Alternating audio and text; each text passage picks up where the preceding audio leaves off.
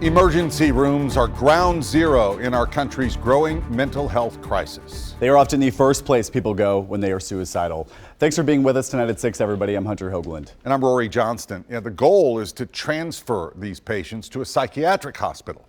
But our investigative reporter Ben Hall found sometimes people wait in the emergency department for days. That's what happened to Helen Moore. She was told she was 35th on the waiting list for a state psychiatric hospital. So she waited. Seconds matter in the emergency room.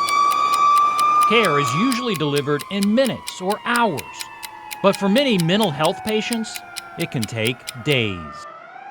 But I don't want anybody else to suffer this way. It's awful.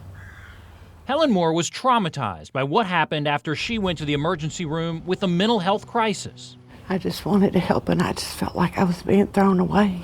Her therapist sent her to Unity Medical Center in Manchester, where she was admitted for suicidal ideation in July of 2020. I was feeling suicidal, and when they asked, how do you plan to do it? Well, I hadn't really thought about how I'm going to do it. I'm just feeling this way. Doctors said she needed to go to a psychiatric hospital. They just had to find one that would take her. Did they give you an idea of how long you would wait? No. That information, they didn't know just whenever a bed came available. Medical records show it took 4 full days.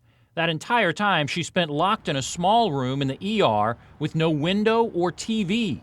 Doctors said she couldn't leave because she might hurt herself. This is a holding cell. And it locked. I referred to it as the torture room.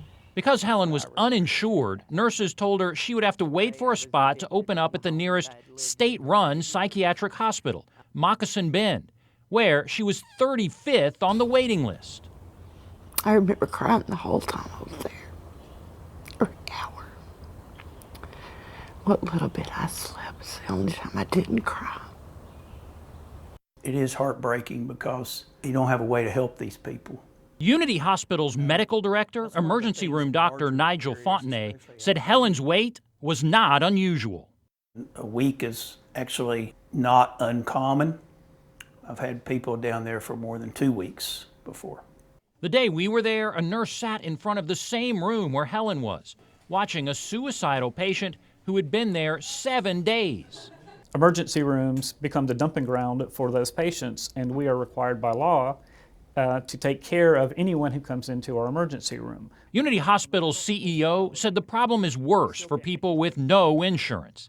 They have to wait for an opening at a state hospital, like Moccasin Bend. If you don't have insurance, that is the place that you pretty much have to go, because no private psychiatric facility generally accepts uninsured patients.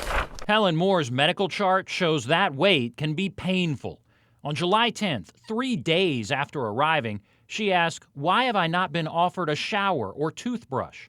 A nurse wrote, patient informed she needed to ask for her needs, that the nursing staff are not mind readers. If I were a regular patient, if I were in there with a stroke or a heart attack or a broken leg, they'd have brought me towels and wash rags to wash up. I am concerned that clients will stop asking for help.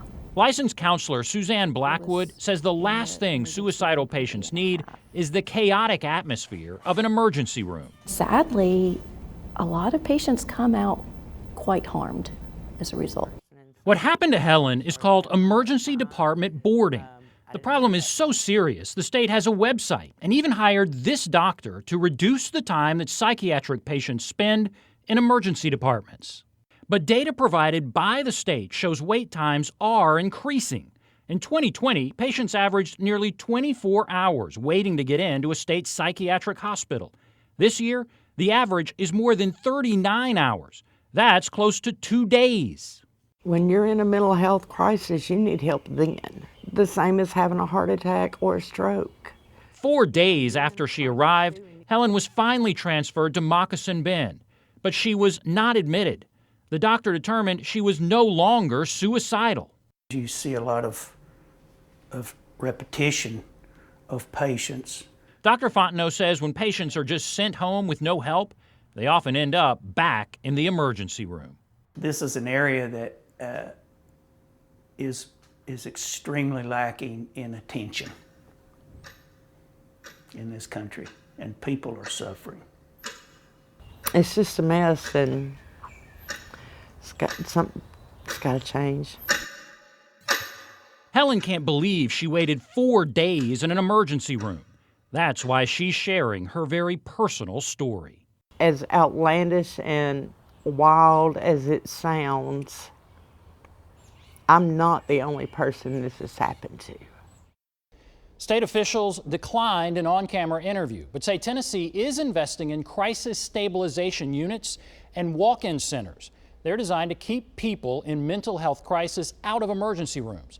But the bottom line for many is we need more fully staffed mental health beds, especially at state-run psychiatric hospitals.